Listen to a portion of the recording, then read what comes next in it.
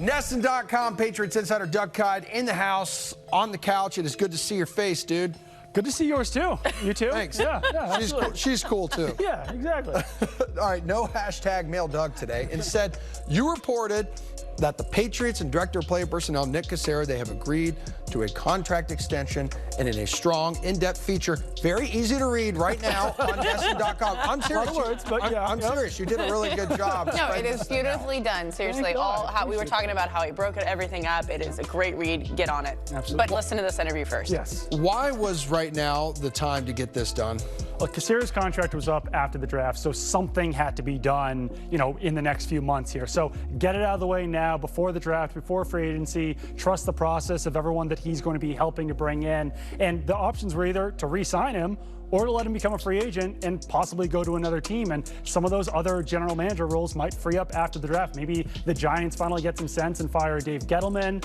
Maybe the Carolina Panthers free up their general manager job. So jobs could have potentially been opening for Caserio. So it is smart to get this out of the way now. Yeah, what changed with Nick? Because there were the reports in the past few years that he was trying to take off, and you hear the Texans' name mentioned a lot. For sure, yeah. The Texans, they gave that general manager title to head coach Bill O'Brien. It seems like they fired everyone except for Bill O'Brien and Jack Easterby, another former Patriots guy. So that general manager job wasn't open for Caserio anymore. Maybe if that was open, he would have gone there. But I also think that I got the sense that all those rumors that he wanted out of New England and didn't want to be with the Patriots anymore, they were a little bit overblown. I think that he's been very happy with the Patriots, and something that Mike Lombardi said in the story that I wrote was interesting, and that just because a job's available doesn't mean it's a good job. So one of those jobs I was mentioning, the Giants or the Panthers or some other job that might come available, the Redskins job is open right now.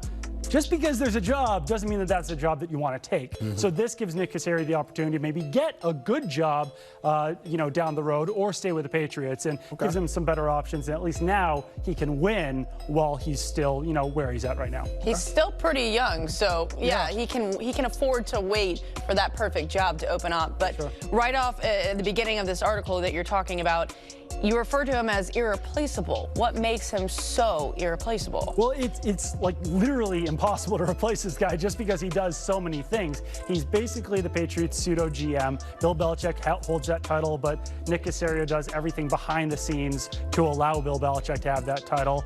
He's a coach on the field during practice. He coaches up wide receivers. He was actually the Patriots wide receivers coach back in 2007 when Wes Welker and Randy Moss and all those guys were around. He still sort of takes on that role. He's in the booth during games talking to Josh McDaniels.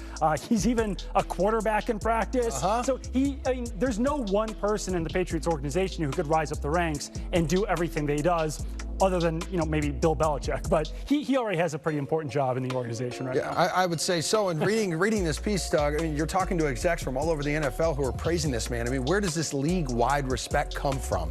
Yeah, I think that it's just everyone seeing everything that he does within the Patriots organization. And he's not the most well-known guy. Obviously, Bill Belichick is better known, and Robert Kraft and Tom Brady. Those are the three real pillars of the Patriots organization. But Nick Caserio really deserves mention in there as well, because he's been with the team since 2001. He's been there for all 6 Super Bowl titles. I was actually counting before I did the story. There's only 15 people in the Patriots organization who have been there for all 6 Super Bowl titles. Nick Caserio is one of them, and he has one of the highest ranking positions in the organization. You mentioned all the hats that this guy wears, and that he also can play quarterback when they bring in some free agent wide receivers. How big of of an arm does he have, Doug? Have you broken down his game tape here? He's a former collegiate quarterback. We all kind of laugh about it in the media. It's fun to watch him at practice throwing to wide receivers, because you could tell that he takes it very seriously. He was a starting quarterback at John Carroll. Personally, I think the Patriots could win a game with Nick Caserio. Really? That might be the craziest thing that I've ever said. And he's only a year older than Tom Brady. He's 44 years old. This might be absurd on my part, but the guy knows the offense up and down. Do some checkdowns. He probably can't throw a 40-yard pass or anything like that, but he's got some good form. Tom Brady doesn't believe that, but I think that Tom Brady just kind of, he's protecting his job. That's right. I was reading some of the quotes in that story. But no, he's got a good arm. And Wes Welker, I talked to him about it. He said that he was impressed. That's right. You talked to him at the Super Bowl about Super Bowl about Nick Caserio, just saying that, how disciplined he is as a wide receivers coach. But wide receivers come in for workouts, and they're surprised at how good of an arm Nick Caserio has in those workouts. All right, nice. Another interesting part on this article on Nesson.com. Have you been able to confirm that he is in fact not a robot. I have been able to confirm that. Oh, you have? Yeah.